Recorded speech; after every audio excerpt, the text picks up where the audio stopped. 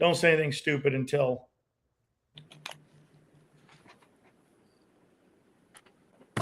Hey guys, Ron Musgraves, Pressure Washing Institute Contractors. First, I am here today to talk to these guys about the Mastermind in Massachusetts. Welcome, Kris and Jake. How are you guys doing tonight? Doing well. Thanks, Ron. Thanks for having us. I mean, hey, it's always usually at nighttime, so I'm always geared up for night. But anyways, we're here on a Monday morning. We're talking about the Mastermind in Massachusetts. I've dived into it a little bit. I know a little bit about what you guys are doing there, and that's why I got you guys on. Kris, do you want to tell the folks, basically go first and tell the folks why you believe these guys should be coming to this in Massachusetts? Yeah, I think it's because in a small, intimate environment, that it's not a formal coaching program. It's not watered down. It's just four dudes who are crushing it in their business, and they want to open up the book to see what this kind of environment's like, and they're gonna lift the hood and show you exactly what's working in a core process in their company, and give you just a copy of the playbook of like, this is what we're doing. This is exactly how we're doing it. This is what helped dramatically cause me to break through in an area of my business, and you're going to get the real stuff. It's not going to be a sales pitch, and we're not going to be showing off equipment to sell. It's for guys who want to like unlock a layer in their business. That's awesome. And you, Kris, how long have you been in business, and what's your revenue base right now? What is it? Trailing 12s, 10 million, and been in business since 2006. But it really felt like around 2014 we started. That's a 20-year anniversary, man. That's a 20 year anniversary. That's crazy. Yeah, that's why I wear a hat all the time, because I'm balding. Hey, Jake, what do you think? What's the and I put this up here for these guys. There's VIP access. There's a general admission access. But go ahead, Jake. Let me hear your. Why do you believe people should be coming to this thing? You know, I remember when I went to my first convention in 2020. And I remember I went there. I was kind of clueless actually when I first went, and I'm like, man, I went there and it was pretty much all training, and I was like, kind of butthurt about it. Like, you know, it wasn't against the place that I went. It was just I didn't really learn anything. And then I'd kind of go, and then I finally joined like a coaching program back in 2023.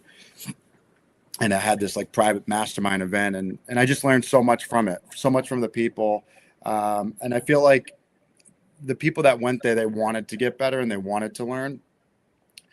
So I've been getting asked for 2 years, hey, do you do shop tours? Do you do shop tours? Or, hey, let me come to your place. And I kind of pondered on it. And then I kind of threw it out there. Just, hey, listen, we're going to open the doors, open everything here. You know, things happen. Things are good virtually, but when you rub shoulders and something special happens. And I remember Jake saying, dude, can I just come out to the shop? I was like, yeah, sure. Pick a date. I think, you know, I've had that offer out on the table probably a dozen times.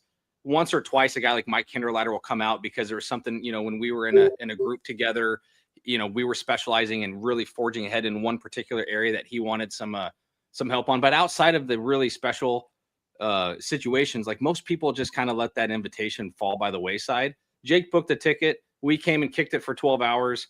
And it was awesome. So I think like that, what you're speaking to is like, if you can get an opportunity to actually go rub shoulders, round table it, and get face to face, some real relationship starts to form. And that's where him and I still touch base regularly now, because had that just been a phone call, I probably would have been like, Jake, sorry, busy, phone tag, blah, blah, blah. Before you know it, things fizzle out. But, yeah, I think some really special relationships. I think people forget what a mastermind is, right?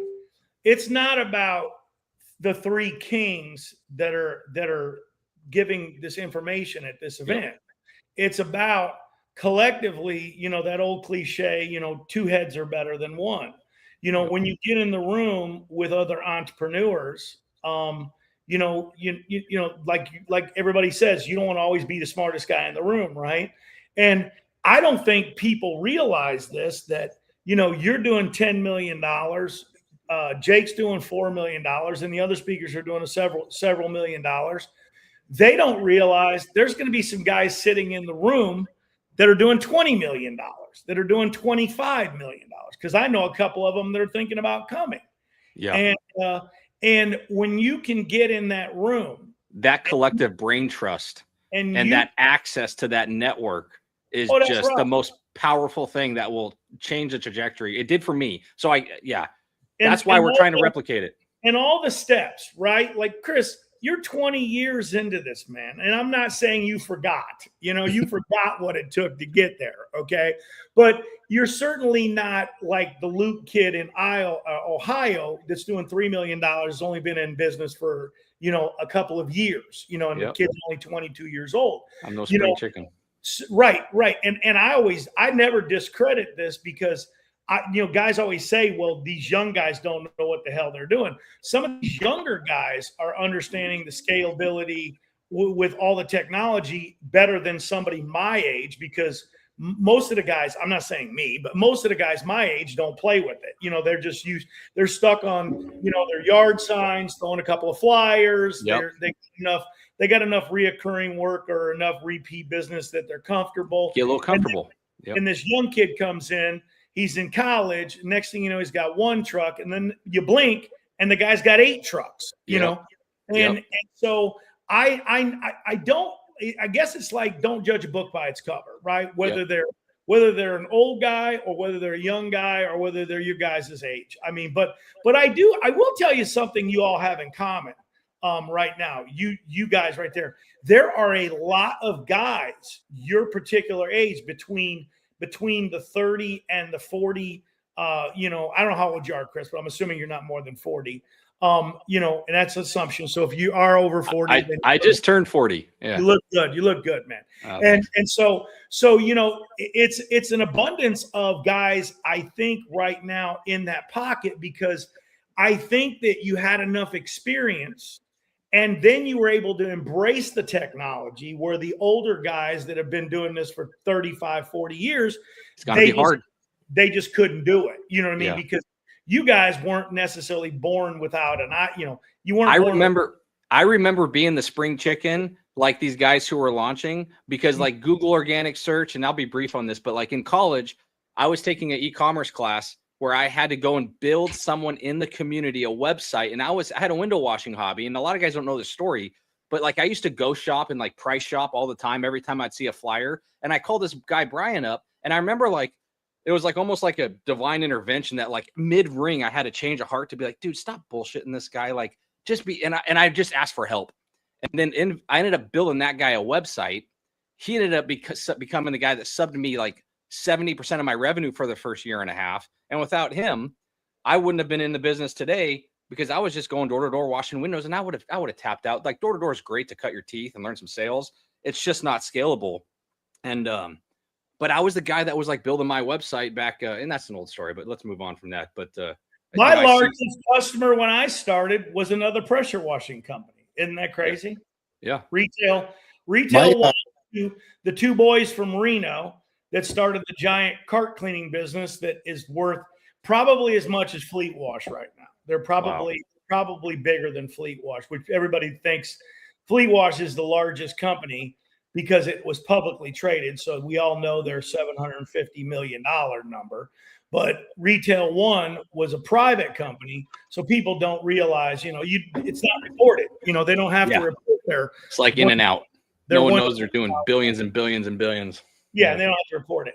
So that was the company that was my largest customer, and they wound up buying a book of my business in the early 2000s, and it was funny because they wound up going right out of business with that genre, because their whole thing is they were trying to get all of the retail carts. And I don't know if you guys know this now, but you don't remember it maybe because you're too young. But they used to be welding and repairing those carts right on the front sidewalks in front of those grocery stores. You remember it? Like you used to see it. Like they'd be out there with a blowtorch and they'd be repairing them out there. Well, now Retail One does learn from Walmart, and they did their mass distribution stations, and they just come with a semi truck, and they drop, if there's 20 carts behind a grocery store, they drop 20 new ones and they pick the old ones up and they refurb them at a central distribution. And so there's no more of that stuff where they do the mobile repair or even washing. It's crazy. And that's just how they do it now. And they revolutionized that business to make it $1 billion business. And Ron, what was your first mastermind? Kind of like what we're trying to accomplish here. What do you remember? Was it 80s? Was it Robert Hinderleiter? Like, who? Take me back. Oh, I was reflecting on that too, because like lots of guys call me the godfather of roundtables, but Robert Hinderleiter actually started doing roundtables in the 90s that we attended. The only thing I did was I took them nationally. I had guys in 20 different states do them all on the same day. I can own that, but not the godfather of roundtables. People have been networking for, millions of years. I would say probably somewhere in the 90s, we all got together when organizations were, becoming a thing. I mean, it's pretty cool to be on. I've been in business since BOMA started. Yeah. CAI wasn't even a group. You know what I mean? So we actually in Phoenix before BOMA chapters came in, because women were predominant and still are. 82% of the women are the pro buyers in the property management industry. We had a women's organization for property managers before we had BOMA. Wow. It was an all women's property management organization, and it's still going today. And I don't want to say I was a founder of that, but because you can't be in a women's organization, but I was definitely somebody that contributed to their success. So it's pretty cool to see the PWI logo in the background here on this, because like that takes me back to when I was pivoting from the window cleaning and I saw the average tickets in the pressure washing, and I picked up my first little Albertsons account in 2011, got my first hot water unit. Like that was the site I spent hours and hours and hours on, trying to meet and Isn't learn. that a shame that CVS bought Albertsons and screwed it all up for a little while? That was a shame. But yeah. Yeah, I will say, I mean, I remember when I first started too, I would just go to all these sites and just search at the search bar, like everything I was so embarrassed to ask. Yeah. I was just like, man, I wonder like where I can get this information, not sound like an idiot. It's funny too, you guys were talking about, you guys wouldn't believe it, up till 2022, I believe it was 2022, maybe 21, but I think it was 22. I didn't have a CRM. I used to write everything on a yellow sticky. Oh. So when you guys say youthful and technology and stuff, that's what I did. I didn't know any better. You know what I use this for? I use this so I don't forget your names. I stick it right there on the screen. not you guys, but sometimes when I got a guy that I don't know, I think it's, and then you only know what you know. And I think that's why this is going to be so valuable is, people only give away so much information on these sites, and people don't realize that going to these events, I'll just chime in here and tell everybody that they're thinking about going. First of all, this is a mastermind event with guys that have been in this business, and I'm going to ask these guys a couple of questions. But the bottom line is you got to go with your mindset that you're going to be open, that you're going to learn, that you don't know everything, because you don't know everything. I've been doing this for 42 years, and almost every time I put myself in a place where it's worth being, I come away with something. And I'm going to ask you guys a couple of questions, but so you got a VIP ticket. It's $2,700, and then you got a early bird pricing. Is it still good on the early bird? Are we still at $1,500? We're cutting it off Wednesday at noon. So it's going to jump up. If you're on the fence, yeah, we were going to do it on the 10th, but we wanted to hop on with you. We're 2/3 of the way booked out. So we're like, come on, we've been, Jake's been soft. Jake's been the only one really posting about this thing. We're already 2/3 of the way there. We got 6 weeks to go. We've only been talking about it for 2 weeks. Right there, guys. If you're on the fence, you got it until Wednesday. You can get the early bird pricing. And then it goes up. We won't even say what it goes up to. They'll find out on Thursday if they wind up looking back at it again. Don't call these guys on Thursday though and say you saw the show and you want to get the early bird pricing, because they're not going to give it to you. So the bottom line is, take the action. If you're listening to this thing, guys, it's going to be viewed by a bunch of guys before Wednesday. So make sure you guys, get involved and get in there and do this. It can it's only going to better what you're doing. You're looking for something, but I will tell you a cool little story before I ask you these questions, and then we're going to wrap this thing up because we're about 15 minutes, and we said we wouldn't go over the 20-minute mark because it just gets boring after that. But I went to this same 22-year-old kid. I went to a little mastermind meeting with him, and the funniest thing in the world is he had a strategy, and I'm not going to share the strategy, but he had a strategy with meeting property managers that I had never, and everybody's going to go, what is the strategy? What is this? I'm not going to tell it, but the bottom line was this strategy coming from this 22-year-old kid with a fresh set of eyes on, looking. I was coaching him and telling him, hey, you got to walk in, open your eyes, and this was something that I had never, ever opened my own eyes, and he saw it. And it was funny because I've actually done this now and said, hey, that's going to work. And I've done it now repeatedly over and over again. And it works like a charm. And that's why I always try to tell people, it doesn't matter that if somebody's got 25 years, 27 years. Now, there are some things that do matter. Kris and Jake are running operations. These are operations. They have organizations, okay? So they can help you with those type of things because if you've never done that and you've never run your organization, that in the scaling method or as just time goes by, you develop things and you develop struggles. And I'm going to ask these guys these questions. I'm going to say, hey, what was the aha moment? And I'm going to start with Kris first. What was the aha moment that in your business, like what was that day that changed everything for you? Almost every entrepreneur has this, and sometimes it's not one moment. Sometimes it's several moments. Yep. But what was the one that you first remember and realized that made the big pivot that changed everything? Let me hear it.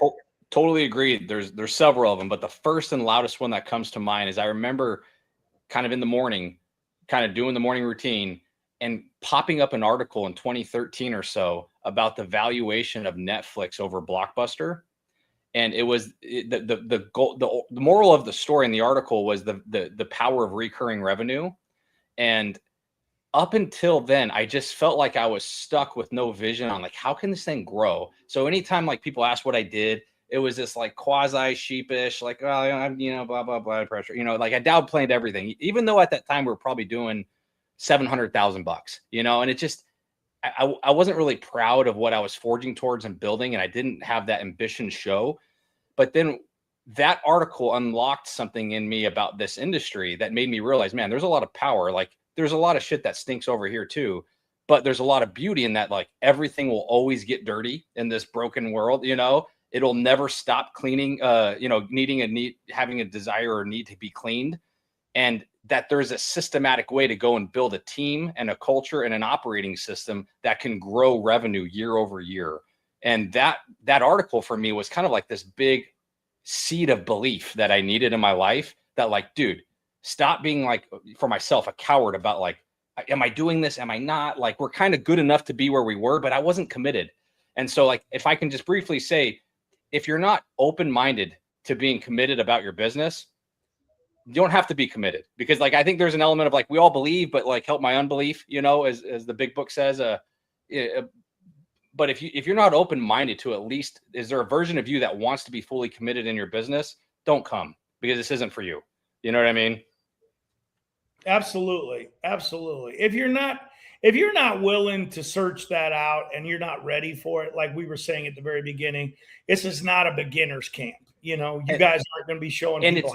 It's huge, Ron, because since I started posting the last couple of weeks, I've given away a lot of 15-minute times. And I think that is still the number one problem that I've seen in my short instance on the other side of the coach, instead of the coachee chair, the coacher chair, is like, there's a lot of like, well, I'm not quite sure. And then, you know, like, dude, are you even in? Do you want to, like, you got a business doing $380,000. Do you want it to grow or not? Because like, you can't kind of like work and sell for 6 days and then like fly across the seas and pursue XYZ, you know, like if you don't have someone to do that, then that ownership's on you. Who's going to do it? You know, work ferociously towards that or don't, you know? Well, I think people don't realize that when everybody starts a business, we all start the business, you know, as the number one thing. We want to have more time with our family. I would think, okay, if you're a single guy, I guess, you know, you want to have more time to go do whatever you're going to go do as a single guy. But most guys that have families, their whole reason that they're starting a business in the first place is to have more time with their family. Little do they know that when they first start that business, they're going to forget the names of their kids. Okay. I mean, and I'm telling everybody out there, don't make that mistake. I did that. I was literally so focused on my business. I didn't travel anywhere for 5 years. And if I could redo something over again, I would never do that. Okay. Because it was the wrong thing to do. You missed a gap of it. You're sitting here doing all these things for these kids, but meanwhile, you don't know their names. You know, don't do that. Don't be me. That's what I'll tell people. You can get stuck in the do-it-all trap. Oh, that was one of the mistakes that I made. And then I had to figure out, okay, I did all this. It's been 5 years now. Why am I still chained to this thing? I think that if you're interested, if that resonates with you, that you're chained and you started the whole thing to have that freedom, this is an event that you might not want to miss. You want to go there. Kris, I already know this. He only works 7 hours a week. That's what he's built this machine. I don't want to say I don't want to say you're absentee owner, because absentee's not 7 weeks. I went away for 90 days and my team had a meeting with me and asked me not to come back. So, I mean, you know, I'm not kidding you. That's a true story. That happened in 1996. I came off a 90-day vacation. They put me in a room and they said, "Hey, man, all the numbers are up. We're doing great. Can you just stay away?" You know, I said, "Okay, I'll do that." You know, and I didn't throw any more shit at them, so they were happy about that. But you know, hey, Jake, what was your pivoting point where, you know, the aha moment that you had that you knew you had to change things? I think I get them all the time, but I have this one story, a good one. I think I had about 4 employees at this time, and I was running the business out of my grandfather's shop. Thankfully, you know, I didn't come for money, but I had a grandfather with a barn with no heat in there, and they had a wood stove. And I had an employee that was with me for 1 year, and he pulled me aside and he said something along the lines of, "If you can't get us heat, I'm not going to work here this winter." And I was thinking, I'm like, man, what's that even mean? Like, what's this guy? So what I got was, you know, I didn't know what I wanted to do. I kind of had to make kind of a decision. Hey, man, is this going to be a lifestyle business where it's just a little hobby where I don't care who comes and goes? Or do I actually want to kind of build a business, get a place, and be able to provide careers? So I did. I looked for a shop. I got a 2,000 square foot shop, and we had heat, man. So the turning point, I guess, to that story is I made that decision of what I want to do. Listen, man, am I going to just do a little bit, or am I going to kind of go all in and be able to provide careers, you know, not just. And it's the same guy who has the invite to a shop tour in California, and he books a ticket that day. Do you know how many guys I've heard tell that story, though, that was the pivoting moment? The moment of, hey, we had to get our big boy panties on and we had to make that commitment, right? We were just talking about that in the green room. Guys are afraid to hire guys because they don't think they can pay for them. But they don't understand when they hire them, it'll come. The work will come. You know what I mean? And they don't understand that. You know what I mean? And that's because they're wearing all the hats. We're wearing all the hats. So, it's amazing what happens when you get 40 hours a week back from not doing the thing you were doing. Yeah, and it's funny. I think you know, to the story is it's always going to be that way, right? And then when you get a second job, and it's like when you get your third and fourth truck, you always have that same feeling. I mean, Kris, you know, remember when you hired your first guy for $100,000, I mean, I don't know if I can afford them. Geez, I don't know if I can. Somehow you always do. It's because it just works that way. But you do have to make a decision. I think that's what this is about is what do you want to do? That's what I would ask the people that are listening. It's what do you want to do?